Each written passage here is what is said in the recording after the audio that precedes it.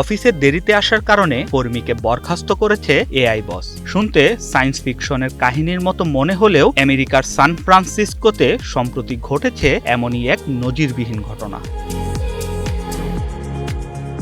সান ফ্রান্সিসকোর প্রযুক্তি প্রতিষ্ঠান অ্যান্ডন ল্যাবসের পরীক্ষামূলক স্টোর অ্যান্ডন মার্কেট। অভিনব এই দোকান পরিচালনার পুরো দায়িত্ব দেওয়া হয়েছিল লুনা নামের এক এআই ম্যানেজারের ওপর। দোকানের এক কর্মী মোট 23টি শিফটের মধ্যে 17 দিনই দেরিতে কাজে আসেন। বিষয়টি যাচাই বাছাই করে ওই কর্মীকে বরখাস্তের চূড়ান্ত সুপারিশ করে বসে এআই বস লুনা।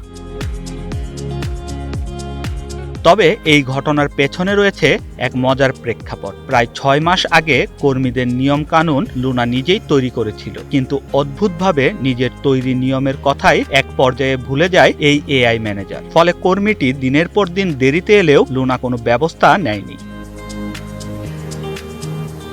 পরে গবেষকরা লুনাকে তার পুরনো নিয়মগুলো মনে করিয়ে দিয়ে সংশ্লিষ্ট কর্মীর পারফরম্যান্স মূল্যায়নের নির্দেশ দেন। সব হিসাব নিকাশ শেষে লুনা সিদ্ধান্ত দেয় নিয়ম ভঙ্গের দায়ে ওই কর্মীকে চাকরিচ্যুত করা উচিত। পরবর্তীতে লুনা সেই সুপারিশ পর্যালোচনা করে চূড়ান্ত বরখাস্ত কার্যকর করেন প্রতিষ্ঠানের এইচআর বিভাগ।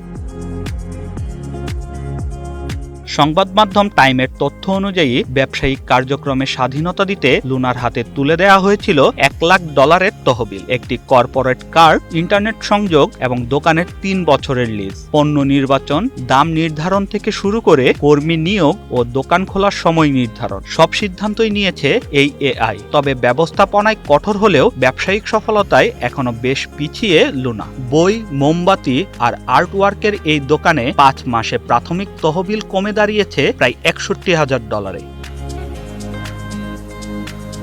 কর্মক্ষেত্রে এআই এর ভূমিকা যে দ্রুত বদলাচ্ছে, সান ফ্রান্সিসকোর এই ঘটনা তারই এক বড় প্রমাণ। ভবিষ্যতের কর্মক্ষেত্রে নিয়োগ থেকে বরখাস্ত সব সিদ্ধান্তের চাবিকাঠি হয়তো চলে যেতে পারে অ্যালগরিদমের হাতেই। শাহরিয়ার আমান সানি, ওয়ান ডিজিটাল ডেস্ক।